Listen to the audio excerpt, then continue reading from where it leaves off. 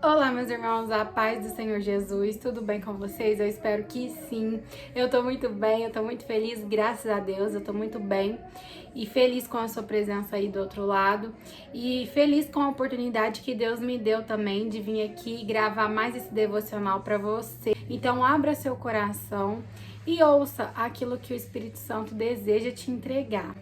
No nosso devocional de hoje, eu quero estar lendo um salmo que é bastante conhecido, que é o Salmo 126. Quando o Senhor trouxe o cativeiro de Sião, estávamos como aqueles que sonham. Então a nossa boca se encheu de riso e a nossa língua de cântico.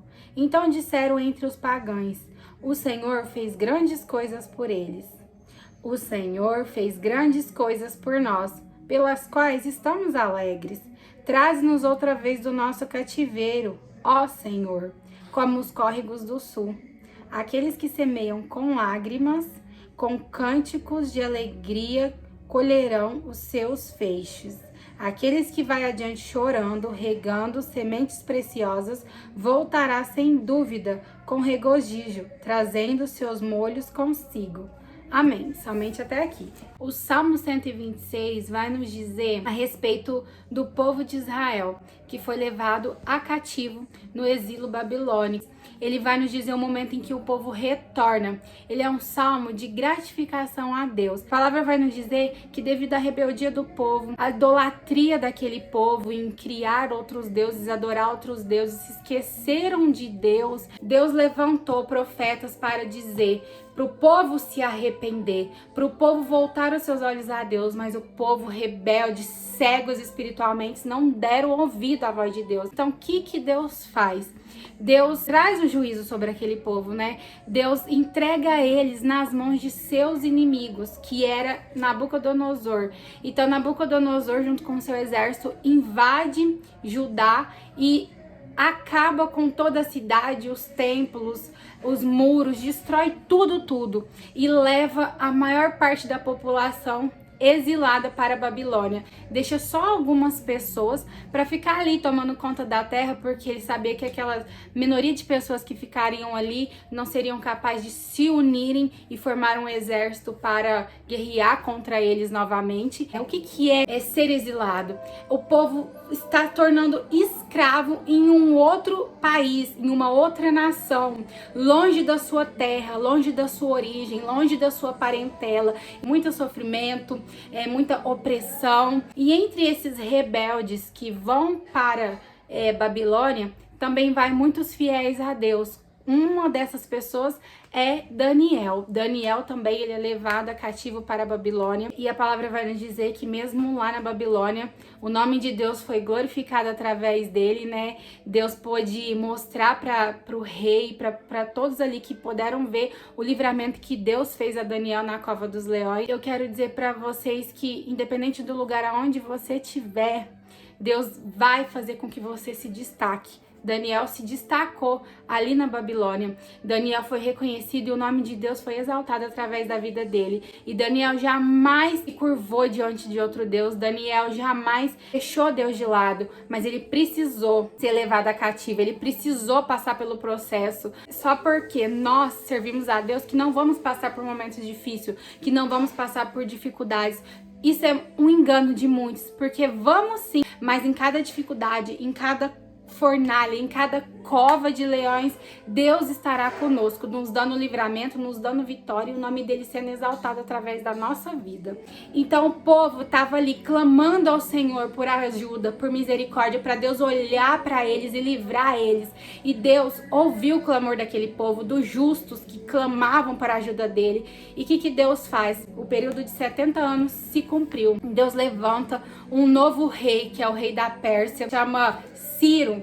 Ele luta contra a Babilônia e ele, por seu exército estar dominando tudo, ele consegue, ganha ali a guerra, né? E o jeito dele governar é diferente um pouco de Nabucodonosor. Até que ele tomava posse, que ele ganhava, ele permitia o povo a ser livre e voltar para suas terras. Então, tudo que Deus faz é planejado. Tudo que Deus elabora na nossa vida já tem um propósito. Ele faz ele faz hoje e nós entendemos só amanhã. Então Deus permitiu que aquele rei ganhasse aquelas guerras para que o propósito dele se cumprisse. Através da vitória dele, quando ele domina a Babilônia, ele libera o povo novamente para Judá, para Israel. Mas pensa, um povo que foi escravizado, um povo que ficou longe da sua terra, das suas origens, um povo sofrido, o quanto é difícil para eles recomeçar novamente. Porque muitos estavam livres fisicamente, mas estavam aprisionados nas memórias do passado, no sofrimento que eles viveram. E Deus já quer te dizer uma palavra para você nesse devocional. Deus te tirou do seu cativeiro, Deus te libertou. Então hoje você tem a oportunidade de recomeçar, de reconstruir. Não fique presa a lembranças do passado, não fique presa a memórias que te atormentam. E aqui nesse versículos que eu acabei de ler, desse salmo grandioso, tá nos dizendo o momento em que o povo cai em si e reconhece aquilo que Deus havia feito na vida deles, o livramento que Deus tinha dado a eles, que grandes coisas o Senhor fez por eles. Mesmo eles terem passado 70 anos ali naquele cativeiro, tinha pessoas ali no meio que conseguiram agradecer a Deus, que conseguiram reconhecer que grandes coisas o Senhor fez por eles. Muitos de nós, meus irmãos, a gente foca só nas coisas negativas, a gente só olha para aquilo que deu de errado na nossa vida. Se aquele povo escolhesse ficar olhando só para o passado, se aquele povo escolhesse ficar só murmurando, eles não iam reconhecer o livramento que Deus deu na vida deles, porque aquele povo foi liberto. Eles não foram libertos porque eles foram capazes de se livrar. Não, eles foram libertos porque Deus os livrou. A mão de Deus agiu sobre a vida deles e a mão de Deus vai agir sobre a sua vida. Não tema. Tem um tempo para acabar esse cativeiro. Tem um tempo para você conseguir aquilo que você deseja. Eu não sei há quanto tempo você está passando por opressão, por dificuldade na sua vida familiar, por dificuldade no seu relacionamento, no seu trabalho. Há quanto tempo você está desempregado? Há quanto tempo você está na luta, na provação? Mas eu sei que há um tempo determinado para cada propósito debaixo do céu. Descansa o seu coração, confie em Deus. Deus já tem um tempo para dar um basta nessa situação, mas nós precisamos suportar o processo. O processo dói, o processo nos molda, o processo nos amassa, mas se você vencer o processo, você vai viver o propósito. Esse mesmo povo que estava com a sua boca cheia de riso e de cântico, era um povo que há um tempo atrás estava sem vontade de cantar e louvar em uma terra que não era deles.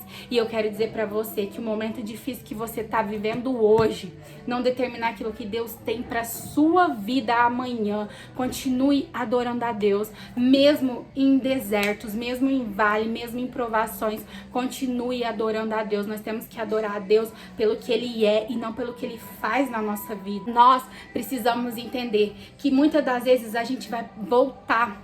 E quando a gente voltar, a gente vai se deparar com um cenário totalmente diferente do que a gente deixou, um cenário de destruição, um cenário de perda. Mas eu quero dizer pra você que aquele que te deixou voltar, ele não vai deixar você voltar pra conviver com a destruição, ele vai te deixar você voltar pra você reconstruir aquilo que foi destruído. Imagina aquele povo voltando para Judá, olhando o templo, olhando os muros, as suas casas, tudo destruído, tudo arrasado, sem nada em pé. E eles olhando para aquilo e falando: Senhor, o que vai ser? Mas Deus levou eles lá para que eles voltassem a reconstruir aquilo que um dia foi destruído. Então você vai precisar agir diante desse cenário de destruição com a ordem de Deus. E não tenha medo, não tema, porque quando eles voltaram e começaram a reconstruir a cidade, reconstruir o templo, eles foram impedidos. Muitas pessoas tentaram impedir eles e muitas pessoas vão tentar impedir você de continuar fazendo aquilo que você tanto sonhou.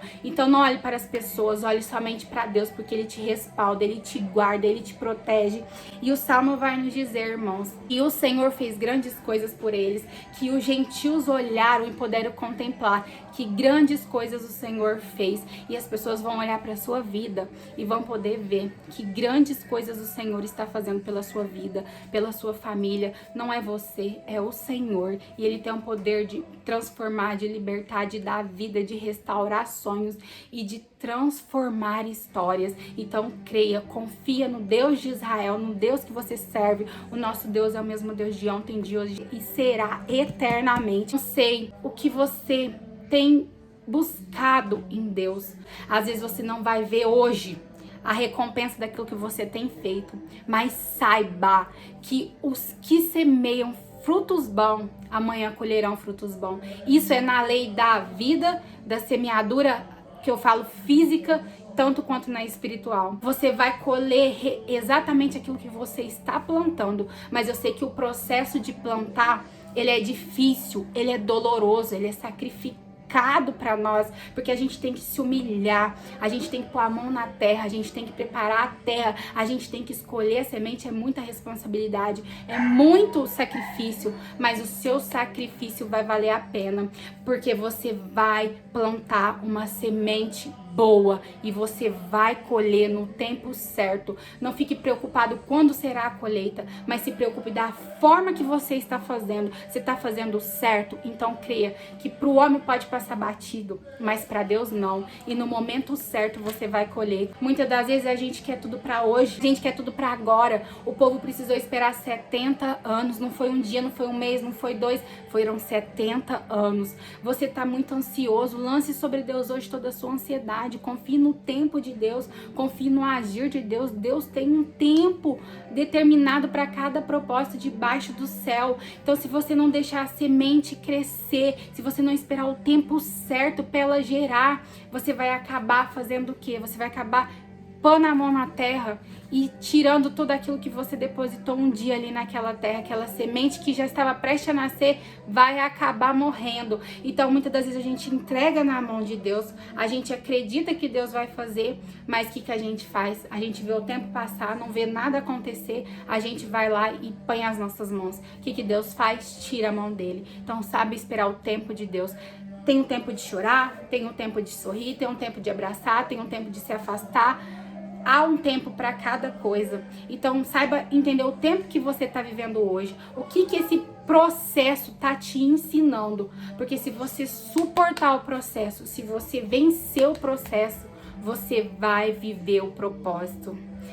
Aleluia, glória a Deus. E a palavra nos diz que o povo continuou a reconstrução. Eles construíram os muros, construíram o templo.